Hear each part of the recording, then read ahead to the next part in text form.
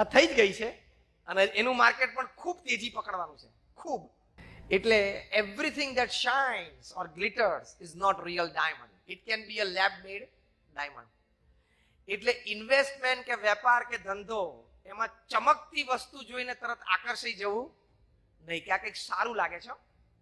વિચારવું, વિચાર શક્તિમાં એટલી તાકાત છે that you can see beyond the wall. તમને દિવાલની પાછળની વસ્તુ અહીં બેઠા બેઠા અનુમાનની દ્રષ્ટિએ દેખાય. સ્થૂળ તો નથી દેખાવાનું આ દિવાલની પાછળ, પણ રાઈટ ગેસિંગ તમે કરી શકો છો.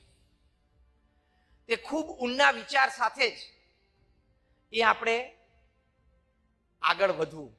મેં કહ્યું એમ 100 વાર વિચાર કરીને નક્કી કરવું, તો જ તમે ખોટ અથવા પીછેહટ અથવા નિષ્ફળતા, that is a setback, a failure or a fall ની શક્યતાઓ ઘટી જાય. એટલે વિચારને થોડું પ્રાધાન્ય આપવું, તરત નિર્ણય ઉપર ના આવી જવું.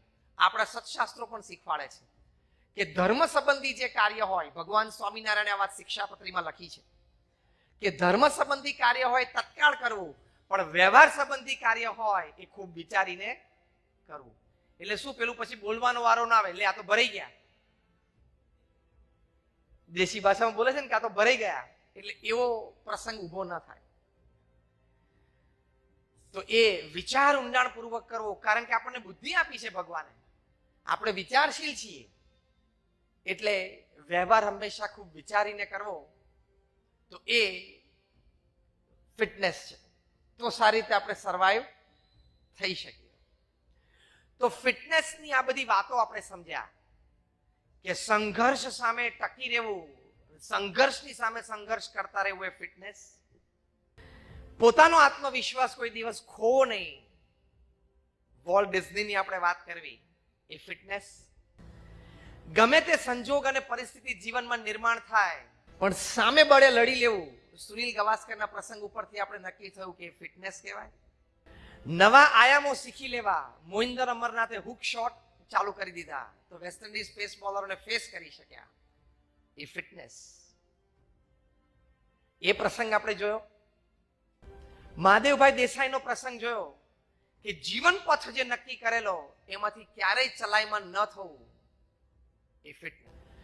નરેન્દ્ર એટલે સ્વામી વિવેકાનંદજીનો પ્રસંગ આપણે જોયો, ગુરુહરિ મહંત સ્વામી મહારાજનો પ્રસંગ જોયો કે જીવનનો અંતિમ લક્ષ્ય નક્કી કર્યો હોય અને જે સંબંધો નક્કી કર્યા હોય એમાંથી ક્યારેય ચલાયમાન ન થવું, એ ફિટનેસ. એડવિન મોસેસનો પ્રસંગ આપણે જોયો કે અંતિમ લક્ષ્ય સ્પષ્ટ હોય ને એ તરફ જ દ્રષ્ટિ રાખી તો વચ્ચે કોઈ વિઘ્ન તમને દેખાતા જ નથી, અસર કરવાની વાત તો બહુ દૂર રહી, એ ફિટનેસ છે. ન્યૂટનના પ્રસંગ ઉપરથી અને જગદીશચંદ્ર બોઝના પ્રસંગ ઉપરથી આપણે જોયું અને આ સોફ્ટવેર એન્જિનિયરના પ્રસંગ ઉપરથી જોયું કે બુદ્ધિ ખુલ્લી રાખવી, સતેજ રાખવી અને ચારેય બાજુથી જે શુભ વિચાર અથવા તો વાત મળતી હોય એ સ્વીકારવી અને એની પર વિચાર કરવો, એ ફિટનેસ. જીમમાં જઈને આપણે ફિઝિકલ ફિટનેસ માટે તો ઘણા પ્રયત્નો કરતા હોઈએ છીએ, પણ આ બધી વાતો છે મેન્ટલ અને ઇમોશનલ ફિટનેસની છે કે મેન્ટલ અને ઇમોશનલ ફિટનેસ તમે મેન્ટેન કરો તો જીવન સારી રીતે જીવી શકાશે. નહીં તો ઘણી વખત એવા સંજોગો આવતા હોય છે કે સુસાઇડના દર બહુ વધી જતા હોય છે. અત્યારે થોડોક સ્પેટ વધ્યો છે, આપઘાત, આત્મહત્યાનો થોડોક દર પાછો ઉપર ગયો છે. હવે બની શકે છે કે સંજોગો અને પરિસ્થિતિ એવા બને, પણ એક વાત સમજી રાખવાની કે 10-15 વર્ષે દરેક દેશ છે એ સ્લોડાઉનમાંથી પસાર થાય જ છે. તમે એમ કહો કે કાયમ વેપાર ધંધાનો ગ્રાફ આમ જ ચડ્યા કરે જેટની જેમ, તો એ શક્ય નથી. Do you believe or not? Yes or no? દરેક વખતે ધંધા વેપારમાં લાભ એ જેટની જેમ આમ ચડ્યા જ કરે, એ શક્ય નથી. એટલે માર્કેટ્સ તો અપ એન્ડ ડાઉન થવાની, એ કુદરતે ગોઠવેલું છે તંત્ર. તમે તમારા હૃદયનો કાર્ડિયોગ્રામ કઢાવો ને એટલે પણ આમ સાઇન વેવ આવે, ચડ ઉતર આવે. અહીંયા ધબકારામાં ચડ ઉતર આવે છે, તો વ્યવહારમાં તો ચડ ઉતર આવે કે ના આવે?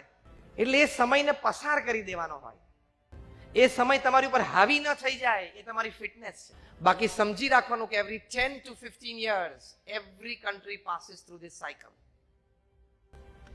પણ ભગવાનની કૃપા છે કે આ વર્ષે સમગ્ર દેશમાં વરસાદ ખૂબ સારો થયો છે. ઘણી બધી જગ્યાએ બહુધા 100% ઉપર વરસાદ થયો છે. એટલે રૂરલ ઇકોનોમી જાગશે.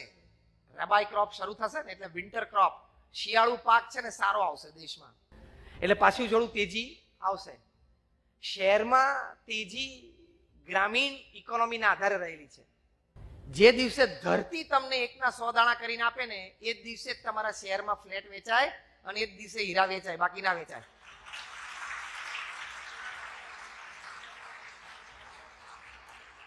જે હકીકત છે ને. એટલે કોઈ પણ ઇકોનોમીનો આધાર તો એગ્રીકલ્ચર જ છે. જિગ્નેશભાઈ, એમ રાઈટ? ફરી વખત, ધરતી જે દિવસે તમને 1ના 100 દાણા કરીને આપે, તમે તો એક જ દાણો અંદર નાખો છો અને 1ના 100 કરીને આપે છે. 1ના 100 ધરતી કરીને આપે ને પછી એ ઇકોનોમી આગળ વધે. પછી કોઈક શહેરમાં એમાંથી ફ્લેટ લે અને પછી ફ્લેટ કે કપડા કે ગાડી એ બધું પતી જાય ને પછી છેલ્લે ડાયમંડનો વારો આવે. હા, એમ આઈ રાઈટ ઓર રોંગ? હા કે ના? કારણ કે લક્ઝરી આઈટમ છે ને, એ નેસેસિટી આઈટમ નથી, એ જીવન જરૂરિયાતની આઈટમ નથી, એ મોજ શોખની આઈટમ છે. અને લક્ઝરી આઈટમનો વારો હંમેશા છેલ્લે આવે. એટલે ઇકોનોમી સુધરતી હીરા સુધી તો કપડા, રોટી કપડા, મકાન, ગાડી અને પછી 5મા નંબરે આવશે. એ ધીરજ રાખવાની છે, પણ થશે. અને પાણી ડેમ બધા છલકાયેલા છે એટલે રબાઈ ક્રોપ પછી સમર ક્રોપ પણ સારો આવશે. એટલે ધીમે ધીમે થશે. એટલે ભગવાનની મહેરબાની તો થઈ જ છે, પણ એ થોડા મહિના સુધી આપણે બધાએ સમજી લેવાનું અને ટકી રહેવાનું. ઘણી વખત પેસ બોલિંગ જોરદાર પડતી હોય ને ટેસ્ટ મેચમાં કે વન-ડે ઇન્ટરનેશનલ કે T20માં, એ વખતે રન ન થાય ચાલે પણ વિકેટ ગુમાવવાની નહીં. સમજી ગયા આટલામાં?